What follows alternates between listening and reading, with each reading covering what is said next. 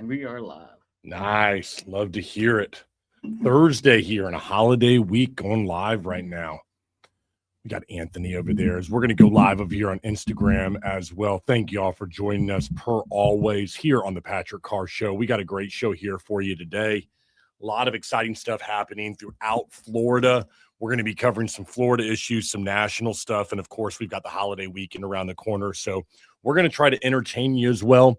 I mentioned it just a second ago, but Anthony is behind the camera. How you doing, Anthony? I'm doing good. Man, it's a good day over here. Looking sharp over there, bro. I like the glasses, the whole look you got, man. Thank you, man. Thank you. Everybody needs to be able to see you, but we're still working on that one day at a time for y'all to be introduced over to producer Anthony. One of these days. Yeah, one of these days is right. I also want to thank some people that have come forward. And Valor Tech yesterday was a great conversation that I had with them, and helping to keep this show going and keeping this alive because listen, we're going to do it no matter what. I don't make any money on this show, but we appreciate the support from local businesses who like what we're doing around here, Anthony. And it doesn't lose. We don't lose sight of that. So thank you very much for those people. If you'd like to know how to support us and what we do here, go to the PatrickCarrShow.com. You can get involved for as little as $2.99 a month. Be a part of the calls, be a contributor to the show, and tell us what stories you want to hear. Get on a call with you over there, Anthony. Yeah. And let me tell you what, I want to get right into what is going on, especially if you are in the state of Florida, everybody, because we had some new laws that went into effect yesterday, and our governor, Ron DeSantis, took no time to take advantage of one of them. That law was HB 1471, and it has been the talk of the state. It allows the state to label groups as terrorist organizations. Once the group has that label, the state can cut off its funding. And it can hit supporters with felony charges and kick students out of state colleges who support the group. As I said, DeSantis wasted no time getting right to it. He named 3 domestic groups: the Council of American Islamic Relations, the Muslim Brotherhood, and Antifa to the list. He also added more than 90 foreign groups the federal government already called terrorist. So who is this, the Council of American Islamic Relations? Because that has been the talk of Florida, the other ones that people have heard of. So I want to get into this one. It calls itself the largest Muslim civil rights group in the country. The state says they are something else. The Muslim Brotherhood is a global Islamist movement. Antifa, we all know about them, just a bunch of problem people who like to show up and cause trouble. DeSantis admitted the state's own paperwork does not define what these individual groups have done wrong, but he is labeling them as terrorist groups. And I want to jump into that in just a second. So what happens next now that he's done this is the question. Well, it's not final yet. Before the label actually sticks to these groups, there needs to be a majority vote from the governor and his cabinet, which is the attorney general, the CFO, and the AG commissioner. Now, the Council of American Islamic Relations has already come out and said they are going to fight this thing in court. And here is where I want to start getting into some of the nuance of this law. Because right now, I want everyone to understand everything I just read to you right now is exactly what you're going to get if you go to the Orlando Sentinel, the Tampa Bay Times, you turn on West 2, whatever it is that you watch as news, everybody's going to do the highlights. They're going to tell you that DeSantis has labeled terrorist groups, and now that he's got this power, these groups are bad, and therefore, if you support these groups, you could have some trouble. Got it. We all understand that's what the headline says. Now let's actually dive in, which my audience I know you appreciate, to some of the nuance of this law, because it is going to go to court because they are going to fight it. Now, if you are here on a visa and you decide that you are going to support one of these groups after they become a terrorist organization, or a terrorist designation, I should say, you can be and will be kicked out of universities in the state of Florida if you are found guilty of supporting that organization. The same is true for American citizens. If you do go out and support these groups, you can be, and according to the state, will be removed from state colleges. So this is a big change, and there are going to be the civil liberties groups that step out there and say that this is free speech and we need to make sure that we protect it.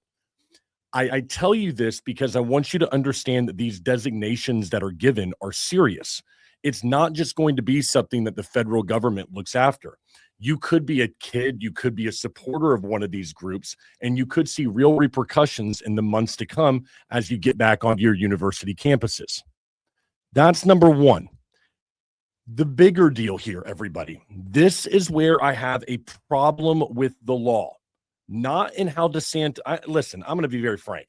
I'm looking at these organizations, the research I did about them. I don't like the people. Frankly, I don't think any of them like America very much. I got no problem with what DeSantis is doing.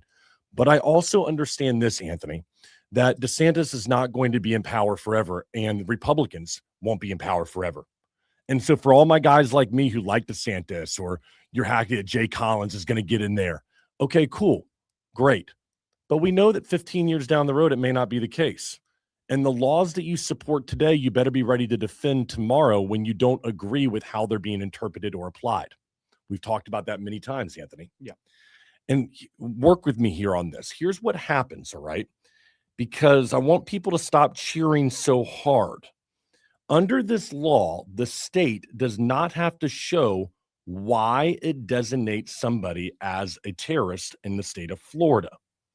When the group gets labeled, the proof can stay a secret. And when the group goes before the court to fight back, the judge can be handed a file that is redacted by the state, literally blacked out for the reasons why. So what you're doing is you're asking a group to go before a judge and to plead their case. The judge can only use the information that's been put in front of him or her. And therefore, what do we think is going to oftentimes happen? They're not going to have a case that they can fight because they don't have the information that they can present. Yeah. And now the reason the state is saying they have to do this is because oftentimes when you label these organizations, you've got an ongoing investigation against them. And so the information that they would look to redact could hurt or help that investigation. And they don't want to give the names over to that group they may have, or the information they may have about that group, because that group could figure out where they got that, and then their source goes away. Because there is a lot that goes into, they're saying, designated one of these groups in Florida. Cool. I have no problem with that right now. But everybody, oh yeah, what's the problem? You know what I mean? These groups are terrible people. Let's get them out of Florida. All that's true. But what happens when you have someone who's on the left that steps in to be the governor of Florida? What happens when you have somebody that you simply just don't agree with? And then they take a group that you do support and they say, that's a terrorist organization here. What happens then? Do you still support this law without the disclosures, or would you say that that's unfair to that group? I think you would go with the latter. Yeah. And so I look at this and I think to people that are cheering this right now, cheer away. I am too. This is great because we got Ron DeSantis in there and we trust him. We've got a supermajority Republican right now, Congress and Senate that we have here in Florida. Great. But also understand that down the road, you have to be prepared to understand that what happens when the group that you like, or a group that you support, or a group you believe is not a terrorist, but simply maybe is on, I don't know, very conservative side, and they get labeled that way. What if Turning Point USA was labeled 10 years down the road as a designation, a terrorist designation here in Florida? That would be a problem. And I think that most people would agree with that, Anthony. Yeah, and at the same time, having it be redacted, I don't agree with that at all. Like, I feel like there has to be some sort of transparency to this to understand why this decision was made, or it's almost like they're just proven guilty without having their due process, and I don't like that. I don't either. The other thing that I don't like is when you have the governor, right? The governor appoints his own cabinet. The attorney general, the CFO, the AG commissioner. Yeah, I mean, they're going to be in line with the governor. Even if it's an elected position, no one's electing the Democrat and the Republican governor. They're going to be all the same party. So if you're putting that before a committee, what do you think the committee's going to do? They're going to side with the governor, who's their boss. Mm-hmm. So it's like a kangaroo court at first, and then it's going to go to an actual court, but that court can have documents given to it that are completely redacted. And so what I want to point out to people right now is, yes, cheer for what DeSantis is doing right now. Yeah, the Council of American Islamic Relations is being designated as a terrorist organization here in the state of Florida, and people that support them, you could be removed from colleges and universities. You could be hit with felonies if you decide that you're going to financially support these people. All of that is a good thing. And at the same time, you can still question the manner that it's being documented. Because if you don't have to prove the organization is if you don't have to prove how the organization is designated that way, then it leaves interpretation open to the person at the very top, and absolute power always corrupts. And I don't like it when that is the case, because I can see down the road how that would be abused. Yeah, fully agree. And it's there has to be some sort of like checks and balances where it's like you get to see what reason they had to categorize them as a terrorist group, and if they can simply black it out with a Sharpie and say, "Oh, we're redacting all this information," I don't like that. I want to know. I want to know what made you come to that decision. And Me either. Yeah, I think that Republicans and Republicans are cheering this, right? And everybody is who's Republican. It's like, oh yeah, this is great. And yeah, and I like this. For one, I want to say this because Anthony, when I look at these kids who come here on visas, right? Mhm. And they out there and they're cheering on organizations like Antifa, like these others right now. And they are sitting there taking advantage of universities and funding from taxpayers while you hate on America, you burn our flag. Those people, to me, get the heck out of here. And I think that what DeSantis and lawmakers were doing is saying, enough. We're not going to support this anymore. We're going to put laws in place to make sure there are penalties for these people. If you don't like this country, fine. If you're going to be an American citizen and you want to say something, free right, free speech, your right to say that, great. But when you take that a step further into supporting organizations that actively want to hurt this country, that's when, and they're trying to say there's a penalty that needs to be involved. And we could get into a little bit of the gray area, Anthony, on American citizens, right, and their right of free speech. And I think that's a very fair gray area to get into here. Where, to me, there is no gray area are those people that are not citizens of the United States. If you are here under a privilege that this country allows you to be here, then you treat it as a privilege. Do not support organizations like this and expect that you can just go about your day here in the state of Florida. We want people to come here who want to add to our society, add to our culture. And that means following our laws. And yes, you know what? America is freaking awesome. We don't want you to come here and burn our flag and disgrace us. And if that is your choice to do that, it is the state of Florida's choice now to remove you from our state. Mhm. Good. I like all of this, but I can also say that we need more transparency in how a governor is going to designate these organizations and why they are being designated that way. Because I agree with DeSantis, but we all know, listen, when we all know it's not always going to be that way. And I remember when Barack Obama won the White House, I believe it was his second term in 2012. He had created a coalition around him. And there were people saying that Republicans will never win another election. It seemed like it was just Obama land forever. Mhm. And it changed. Okay. In Florida right now is become a red state, right? It's no longer purple. And people look at this and think, okay, yes, a Republican is going to win this next round. It's why there's such a big who's going to be the Republican nominee, because it's tough to screw that up. You're coming in after DeSantis, basically just have to keep on doing what he's doing, and you're going to win. And so whether it's Byron Donalds or whether it's going to be Jay Collins, who knows? But even if it looks so good right now, 5 years from right now, we could be looking at a completely different landscape in Florida, and laws that we put in today, we're going to have to answer to 5 years when we may have somebody we don't agree with. Yeah. So things are going to change. I like where this initially goes, but as you hear these headlines, remember what's going on behind the scenes, everybody. That's the kind of insight you get right here from the Patrick Carr Show. Now, as I said, this law, DeSantis spent no time getting into it, but this was not the only law that went into effect yesterday there were 140 laws that took effect in the state of Florida as of July 1st. Yesterday, we covered a couple of them.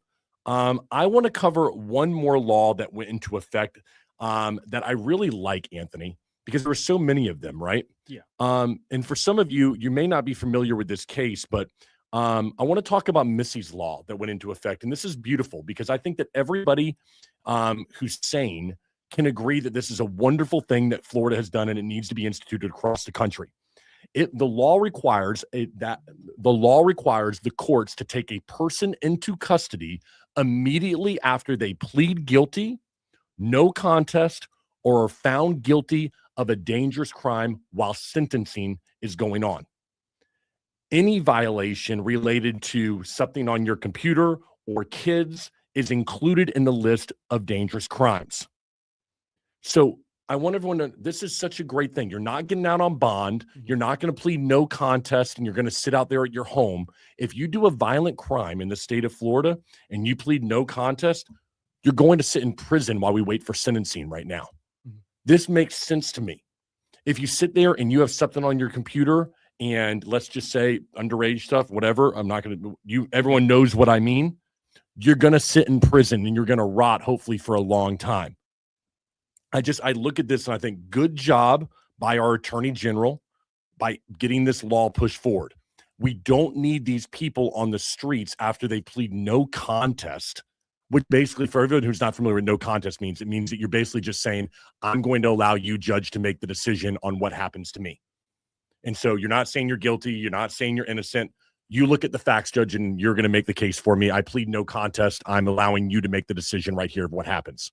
Okay. So if that is happening and you plead no contest to a dangerous crime, go sit in prison while we wait. Because the sentencing may happen, a couple weeks down the road. I'm not sure. Depends on your case. But violent crimes, people do not need to be out on the streets. They need to be behind bars. And I like the fact that Florida is doing this. Missy's law is a great thing.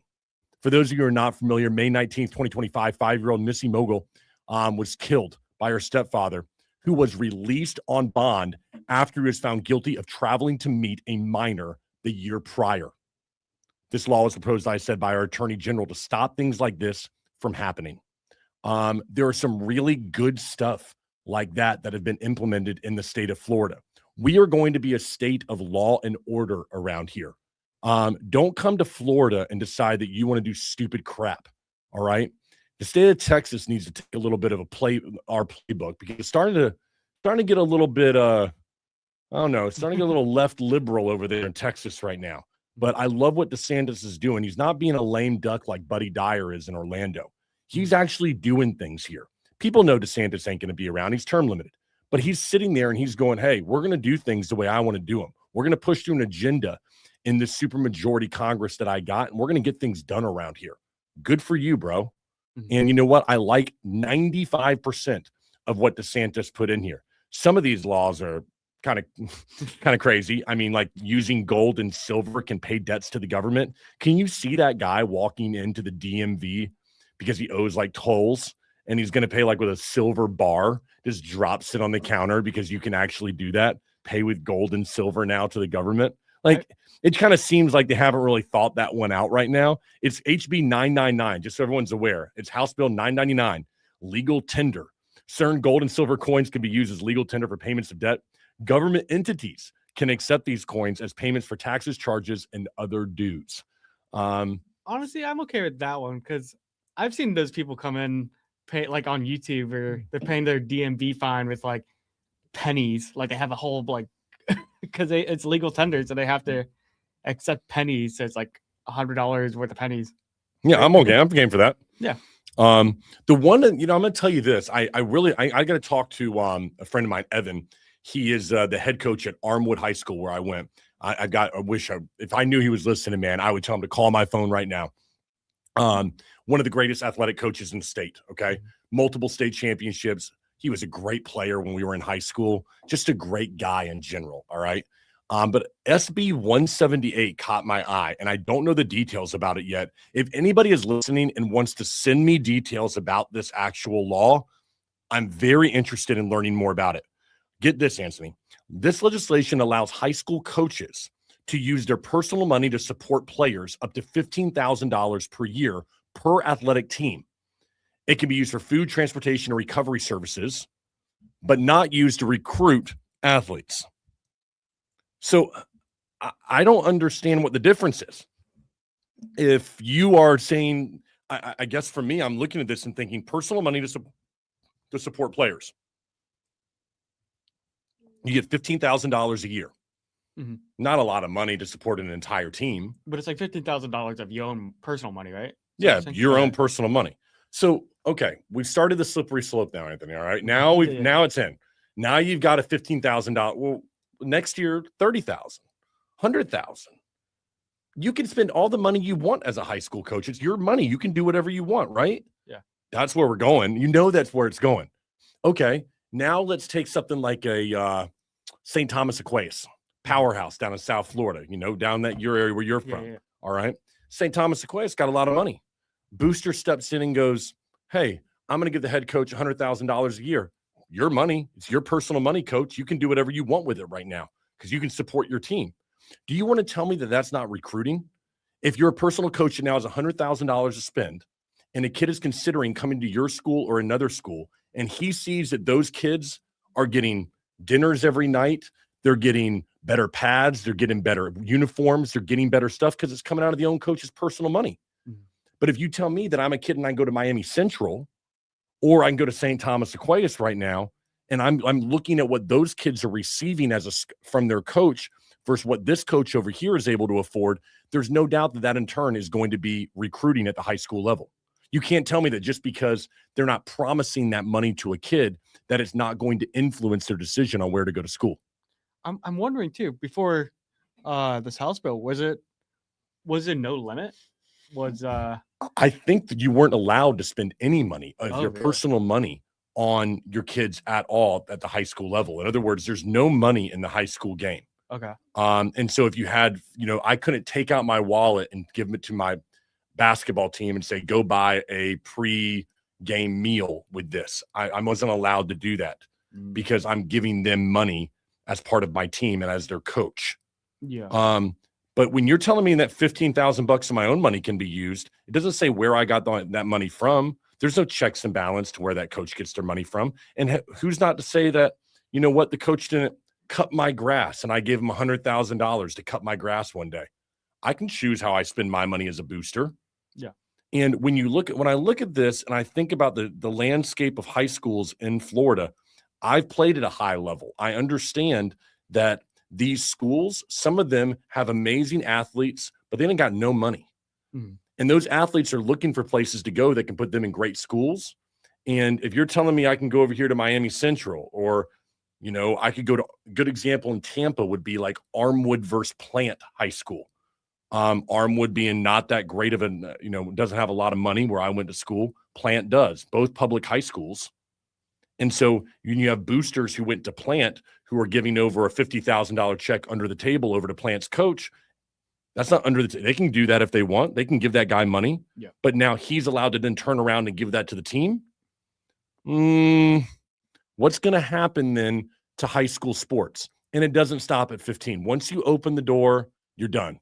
Mm-hmm. It's now by 5 years from now, it'll be coaches can give any of their personal money they want to the team because it's their money. And then what you're going to find is that schools that have a lot of money, those boosters will go ahead and give money to the coach, and that will filter its way right back down to the team for the coach to make personal investments in how they succeed. Yeah. So I'll tell you, I know we got to move on from this one, but those two very different laws caught my eye. Missy's law, awesome. Yeah. Should be everywhere in the country. The what is it? I want to make sure I get it right, which one it is. The House Bill 170 or Senate Bill 178, athletics in public K through 12. Catches my eye. I'd love to have Evan on to hear what he thinks. Evan, Armwood High School, come on the show. You're one of the best coaches in the state. Is this a good thing or is this a bad thing for high school sports? And I mean, we're only talking about football, but it's going to affect every sport. Oh yeah, once you have football, then they're going to be like, oh, basketball too, and then baseball, and so it's gonna trickle down. But Definitely gonna be interesting to see in years to come how it progresses. Yeah. Oh, and we know which way. Once you open the door to this stuff, money Yeah. gets involved. It's going to corrupt the sport. It won't be long before high school is going to be very similar to college. Kids are going to be being paid. It's just now that you've opened the door to all of it, it's just going to filter down as far as it can go. No. Our next story, though, keeps us right here in Florida, and Florida has been designated number one in something, Anthony, but I'm not sure it's what we want to be number one in. Florida is number one in the country for asylum seekers. A study found that 541,000 foreign-born workers have filed for asylum, and arrests, they've exploded as well. The numbers through Trump's second term show that about 40,000 immigrants were arrested in Florida. During that same time, under the Biden administration, we had about 11,000, so about 3.5 times more in Trump's second administration. Florida now averages 93 arrests a day, second only to Texas. Now, how exactly are all these arrests happening as people are filing for asylum? It's something called 287G, which lets local police officers act as immigration agents. In 2024, 13% of Florida's immigration arrests came through local officers. In 2026, that number is 29%. It is more than doubled. Orange County, the number of people held for ICE with no local charge jumped from 9 in December of 2024 to 92 a year later. So what we're seeing right now is that more people are being taken into custody by local police officers, while at the same time, more people are applying for asylum. This should surprise absolutely nobody. Think about it. If you're here illegally and you see more people getting arrested and you don't want to get arrested, what would you do? File for asylum. Yeah. So let's walk through that process, because I don't think a lot of people as Americans understand the asylum process. There are two doors that you can take if you want to become, if you want to become approved for asylum, you want to become an asylum seeker in the U.S. So there are two doors that you can take. Door number one is affirmative. You file a form within 1 year of arriving and you get an interview. Cool. Everyone's familiar. Door number two is defensive. You're already facing deportation, so you ask a judge for asylum as a defense. Either way, you have to prove a real fear, harm tied to one of 5 things: your race, religion, nationality, politics, or certain social group. Being poor, fleeing the country because it doesn't have a lot of resources, does not count as being here on asylum. Now, right now, there is a backlog that tops about 2.4 million cases. People are having to wait years in order to have their case heard. They're living and working here the whole time. I wanted to bring this story to your attention, everyone, because we are seeing now that Florida is leading in asylum seekers, while we're number 2 in arrest per day of illegal aliens that are here. These two numbers are not an accident coming together. People are seeing that their friends or friends of family, whatever you might, are getting arrested, and they're looking for a way that they can stay here in the United States, so they're applying for asylum. Whether you agree with that or not, that is exactly what the numbers show right now. So could I ask too? So if you get, let's say an agent comes up to you and says like, hey, so we know you're here illegally, but they applied for asylum. Do they have to keep them still here because they applied for that asylum, and then they have to wait until the decision's made?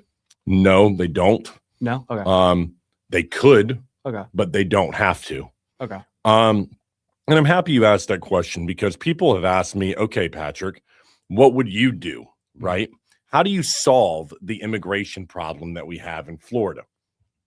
So there's a couple things that we need to understand. So a couple of things. Number one, the problem is here, and there is no solution to a problem like this that isn't going to piss some people off, or it isn't going to drain some resources while we solve it. Great. We have to solve the problem we have at hand. I didn't create it. Maybe you didn't create it, but it's here. So the way you start this is by you start saying, if you're here illegally and you commit a crime in the United States, you're going back to your home country. Period. Hard stop, end of story. Get pulled over for speeding, you're going back. There's no question about it. You commit a crime, you're going back. And people will say, well, now the police officers can look for a reason you're committing a crime. I don't care. You commit a crime, you're going back. You're here illegally as it is. Don't tell me about your rights that you have as somebody that is here illegally. If you do something illegal, you're going to go to jail, and then you're getting out of here. Am I saying that that is fair and that is equitable and that everybody's case shouldn't be? No, I'm not. But when you're talking about making policy in the state of Florida, you can't sit there on a case-by-case basis and look at everyone to make everyone happy. Mm-hmm. You have to look out for the greater good of American citizens and put laws into place that protect them. That means you're going to have to piss some people off and things are going to be unfair at times. That is going to happen. And I'm willing, if you were telling me, a lawmaker, and the people who listen to my show, I would tell you that doesn't mean that we don't have sympathy or empathy for the person's position that they're in. It doesn't mean you don't try to help their family in some way or put programs in place that would allow that to happen. But at some point, you have to put a line in the sand and say enough. And so, number one, what we do is say, if you commit crimes, you're gone. Mm-hmm. And number two, you put in a state or federal law that says if you commit a violent crime, you do a federal time in prison without the opportunity for parole, period. You do something like an aggravated assault, you're not just going back to your country to get let go. You're going to spend federal time here in prison. People who come here and they do things illegally, like hit someone, they get into a fight, an aggravated some kind of felony, an aggravated misdemeanor. I don't care what it is. You get in a bar fight, you hurt someone in any way, you're going to spend federal time in prison. Now, people will say, well, Patrick, that's going to overrun our prison systems. Temporarily, it will. Temporarily, you'll see more people go over the first, let's say, year. But you know what will happen? People will go, I don't want to screw up around here. I don't want to go to jail for 20 years because I decide I'm going to hit my girl and I'm a loser. I don't know, whatever it is that you decide. But I don't want to do that. And so what'll happen is that you'll see it kind of like a bell curve. People are like, okay, boom, it'll drop off. Mm-hmm. Because then people get the idea that I don't want to even be mixed up with what is going on right there in Florida or what is going on in the U.S. right now. It's not worth it to me to ever do something like that. You have to actually draw a line. You can't continue to kick the can and go, the next administration or the next government will deal with it. I would ask local candidates the same question. If you come on my show, I'm going to want to know, how do we solve this problem? Don't kick it up to the state. You need to start solving problems locally. Solve them at the state level. Solve them at the city level. We need clear policies in place for what people are going to do about the problems we have here with individuals that are not registered here illegally. These are things that need to change. And when I look at this, Florida leading in asylum seekers and number 2 in arrests per day of illegal immigrants, it is no surprise that these numbers are correlating with one another. And if we can put laws in place that would allow for people that are arrested to be sent back and people that have violent crimes to have federal minimums in prison, what you would see is that number tank. We still have empathy for people and we still solve crime. We still, solve the crime problem here in Florida by doing exactly that. Is every case going to be good or fair? No. But what it will do is it's going to actually prevent, or it's going to de-incentivize. What's the word? It's going to de-incentivize. I can never say the word right. It's not going to give people incentive to go out there and commit crimes, knowing that they could be released right back into the public. Florida itself right here, I like the fact of what we're doing when it comes to immigration. But we have to understand that we have a lot of people here that are seeking asylum. More than any other state in the country, people are trying to do that. And that is because people are seeing the enforcement that we have here in the state. Mm-hmm. It's not because we have more people here that are actually asylum seekers. There's probably more in California and in Texas. But when you're enforcing the laws more here at a local level, more of those people are going to file for asylum than anywhere else in the country, because they understand that's a way and an avenue for them to stay here if it's approved. I found it interesting too, because I feel like when you look at statistics, you got to look at both sides. How you were talking about with the asylum as well as the immigration, because like how we were talking with Chief Smith, it's like you got to look at both sides. Where it's like, oh, we're not doing a lot of arrests, but like crime is, or like some, like it just doesn't feel right. Where it's like we're not doing a lot of arrests, but it's also doesn't make it safe, is because we're just not doing a lot of arrests. Yeah, I love what Anthony is referring to. Everybody is when we had Chief Smith here. Of course, he had touted the crime numbers within Orlando and said, arrests are down. That's when we're doing a great job. The flip side of that coin for people who disagree with the chief would be you're not making arrests, and therefore there are less arrests on the books. Yeah. It's just kind of catch-22. Which one is it? Is there less crime, or are there just less arrests? And I think that what you're saying is this correlation between the numbers. Mm-hmm. Do we actually have more people that need to seek asylum in the state of Florida? Or do we have more asylum seekers only because they're seeing people get arrested and they're scared they're going to be deported back? Which one is that right now? Yeah. Is that correct? No, 100%. Cool. And the answer is probably the latter. Mm-hmm. I mean, I can't think that we have more asylum seekers here than they do in Texas or California just by population alone and proximity to our southern border. Mm-hmm. But when people are seeing a governor like Ron DeSantis step in here and enforce immigration laws along with our AG, what they're saying is, I do not want to be caught up in this. I need a solution.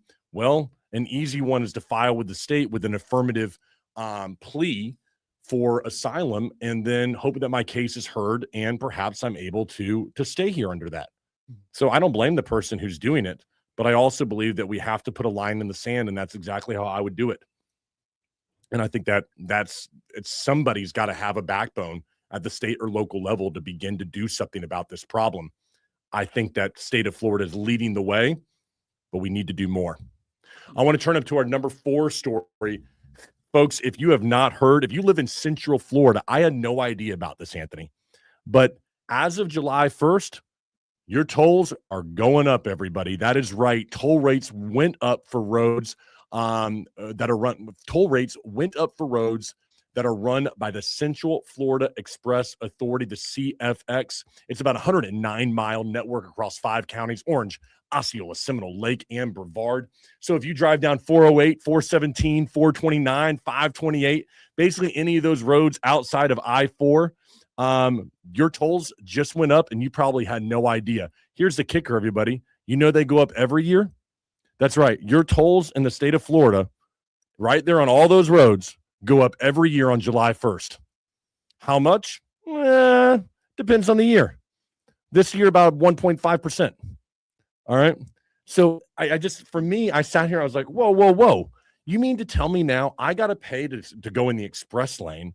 I already pay to go on 408 or 528. Now I'm paying more to go onto these roads. I pay more depending on the time of the day that I travel. Where's all this money going? And so that's what I wanted to talk about. Okay. So I-4 express lanes, those didn't go up because that's under the state.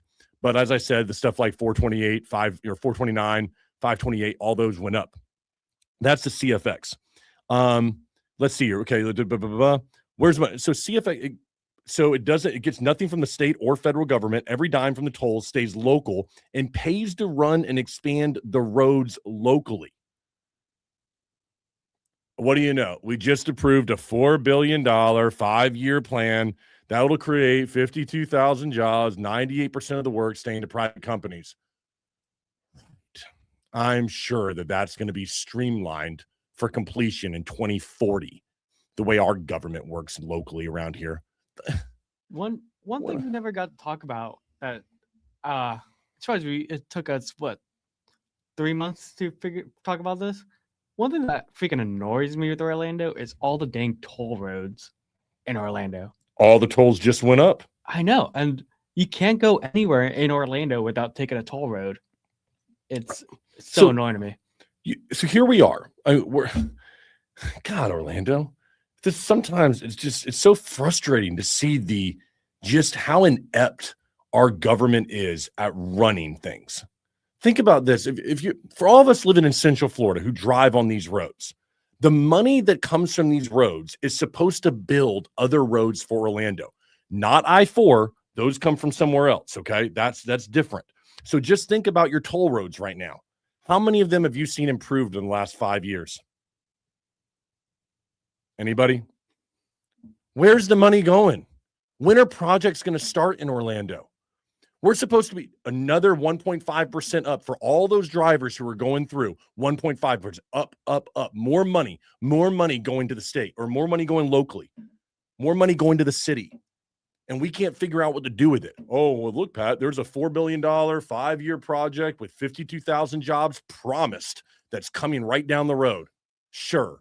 Just like we're going to build all that stuff right there outside of Church Street Station, just like we're supposed to get West Court right there next to the Kia Center, just like we're supposed to get that 37-story building right there next to the amphitheater by Lake Eola. All these promises that this government of Orlando makes to us while they take more money from the toll roads, and we as Orlando citizens get jack. We get nothing except more promises from Buddy Dyer's team about parks for $200 million that they're going to build downtown that still nobody has seen. It's a freaking joke, Anthony. Yeah. Like, where's the money going? We got but it's promises. It's just like Fadagi. Where money, it's coming. It's approved. The project's approved. It's coming, Patrick. Just wait and see. Meanwhile, nobody ever sees any improvement around here. Think about how much money is rolling through 528, 408, 417, 429, everyone. How many people are traveling around those because you want to avoid I-4 at all costs as you go from Orange, Osceola, into, let's say, like a Seminole County or Volusia. You're going around there, however you want to travel. Yeah. And it's supposed to be going to more roads for Central Florida, but no one in their right mind can remember the last time that anything got improved on those roads. Cool. Sounds good. I'm really trying to remember, like, I for a while there, I drove down 429 almost every day, which led me into, what was that? Led me to 429 to 417. Yeah, 417. Yeah. So I look at that. 1 second, everybody. Hey, buddy. Hey, come here, Bubba. Come here. We have a Frenchie in the office who he's just snoring away. You can just hear him. You just snoring. He's down here. So if anybody's ever Frenchie, I'll tell you, we have one right down here. He's my boy, Griffin. And he just sits down there and just starts snoring underneath me. So sometimes I think y'all can hear it down there. So it's not me having stomach issues. It's a Frenchie down below my chair. But it's so frustrating for me when I hear this, because most Central Floridians have no idea that transponder that you have right there. Excuse me. Most Central Floridians don't know that little, what is it called? Responder? Sunpass? Yeah. That little transponder. Yeah. The price of that just went up 1.5% overnight. No one told you about it. No one said, hey, by the way, here's a letter in the mail saying you're going to actually pay more when you go through those tolls. They just raised them on you. And you as a Central Floridian can't do anything about it. You have to get to work, right?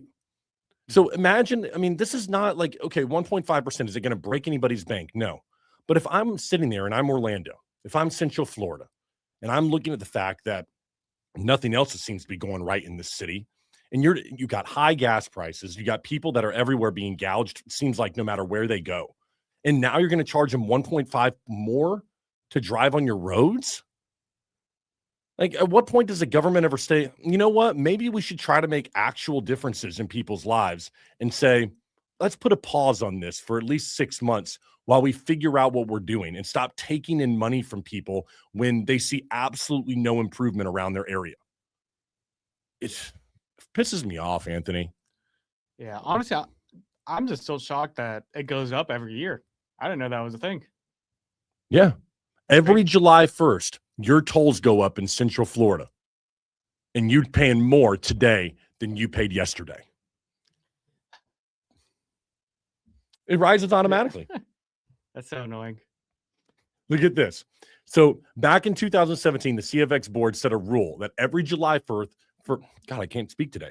Back in 2017, the CFX board set a rule. Every July 1st, tolls rise automatically, either 1.5%, or the rise of the cost of living, whichever's bigger. Wait. What? So there's no vote. There's no big surprise. There's nothing.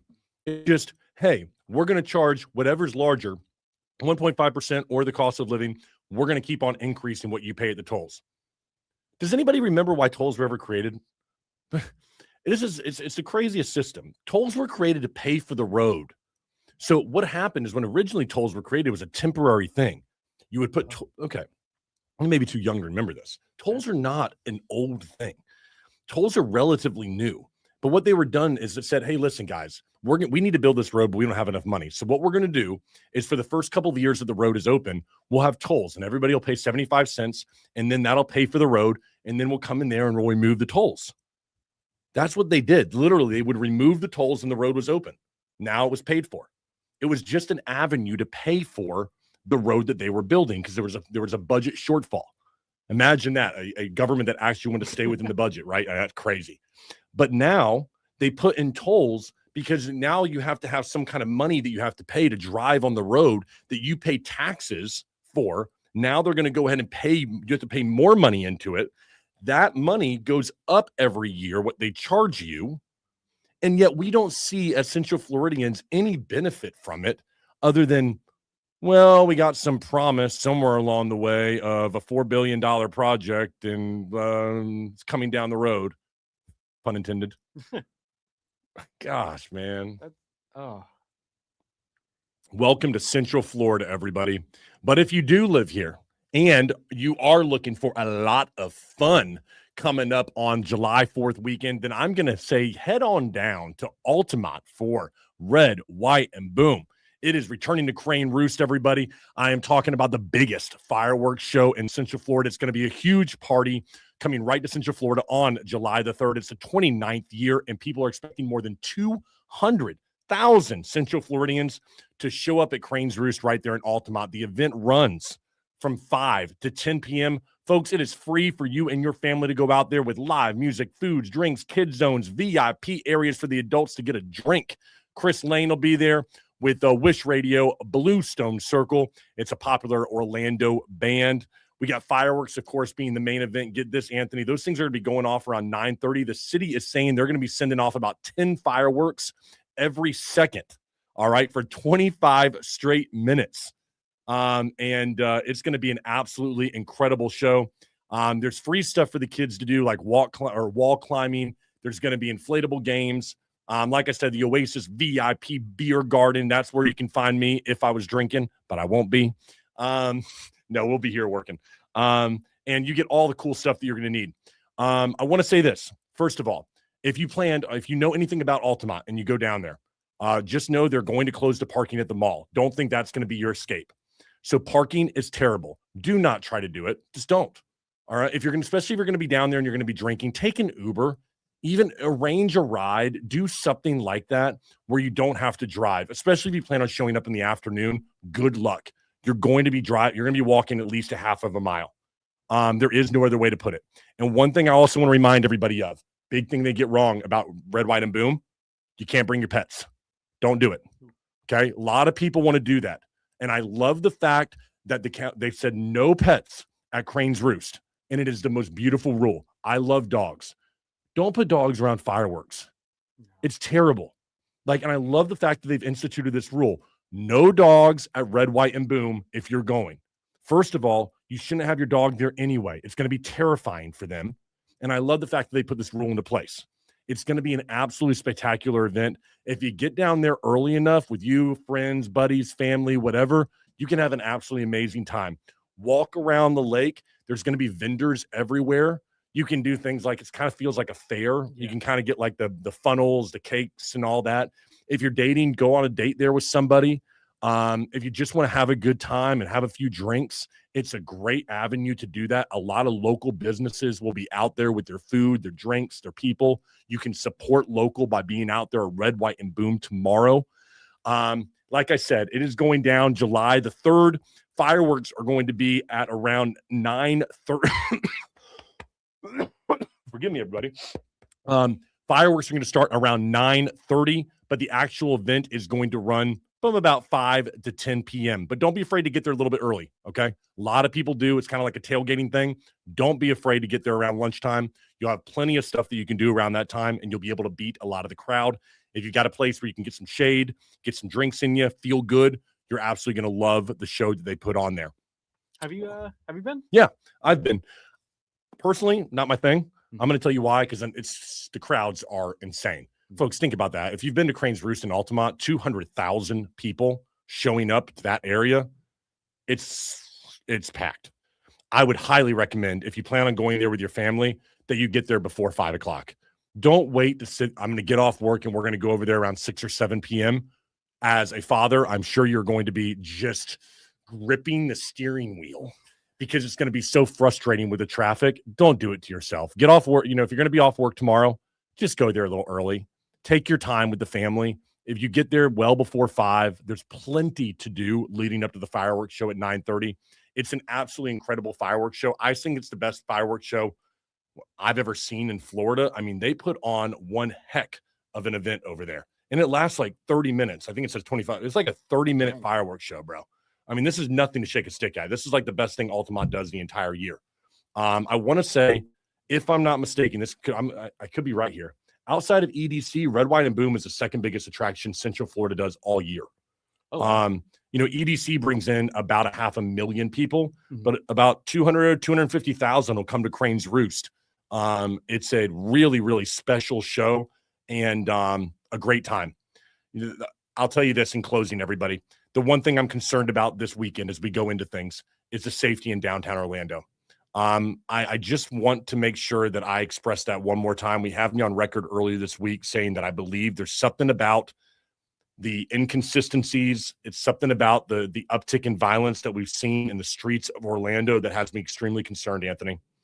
We're going to be seeing fireworks go off and bottle rockets and the exact same thing that sounds like gunshots. And when I think about what could happen in downtown Orlando this weekend, it kind of sends chills up my back. It seems like we've had this pot down there that's been brewing for a while now, ever since what happened in 2023 and 2024. It feels like we've been a couple of years where things have been getting violent down there and we've let things go.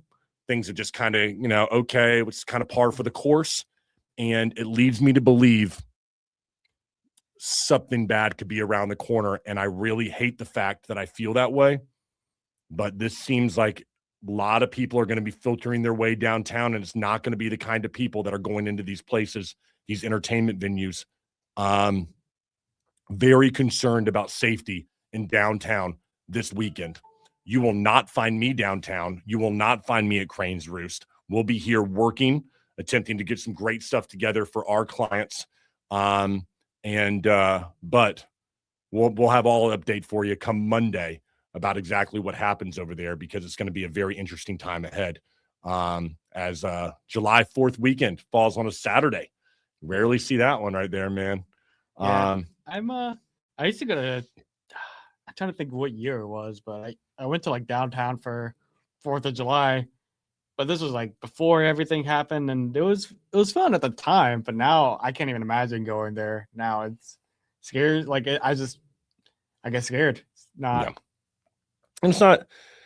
We can go, and for those of you who watch this show, we talk about downtown Orlando and what it's become pretty extensively. So I think we all know why we have the problems that we do. But I should probably end the show by saying this, Anthony. Shout out to OPD for yesterday. Yeah. We did a post about it, but and we appreciate everybody's support. But I want everyone to know our goal, Anthony's goal, when we talk off camera, we want to see the city of Orlando become incredible. All right. And we will. And we're going to do our part to make sure that happens. We're going to fix Orlando, as we say around here. And if that means we use the microphone, we use the microphone. But we're going to do it in any way that we can. All right. I look at it as we're like the squeaky wheel that gets the oil. Yeah. So, grease. Yeah. So we're talking on our mics. We're going off crazy, but you know what? We're going to get it fixed. I couldn't agree with you more. We did have one final story that we wanted to get to, right? Yep. We had one? Yeah. Do we have? We only have a couple minutes, but I'll get to this story right now because it's an interesting one. Okay, there is an Orlando company that has filed for a world record, and this one is crazy, Anthony. Good news coming out of small business right here in Orlando. A local company has filed with the Guinness Book of World Record, saying that they have created more videos for blue-collar contractors than anybody ever has in the world. As I read right here, it says they've created 13,547 videos for contractors across the United States. They are filing for a world record and saying that they are number one. We have no idea if they're going to be able to claim this or how it would be verified. But this organization is called Blue Collar Media Group. Well, that's us. Very good. And that's our shameless plug right there for our show. Everyone, we have created more videos for contractors than anybody in the country. And yes, we believe that we do have a world record here at 13,547 that we checked yesterday. And so listen, if you've ever seen my content here and you want to know what we actually do to make money, if you have a business, imagine having somebody locally, anywhere in the country, in fact, that would come to you and create great, amazing content for your business and then use that content and you could actually get customers with it. It's what we do every day right here. So I'll end my show by my shameless plug for our own company and hope that people want to get involved. And if you want to grow your business, my team would love to help you out. So that's how I'll end the show, Anthony. It's our only sponsor. It's sponsored by us. It's sponsored by me and my company. So if I ever screw up, I'm going to go talk to the guy over there who sponsors the show. All right. Thank you all very much for joining us here. We'll be on. I will do a show tomorrow. Anthony, I don't think you're going to be here in studio, but I will do a show tomorrow for you all. So I'll see you on tomorrow here on the Patrick Carr Show. Have a great rest of your Thursday.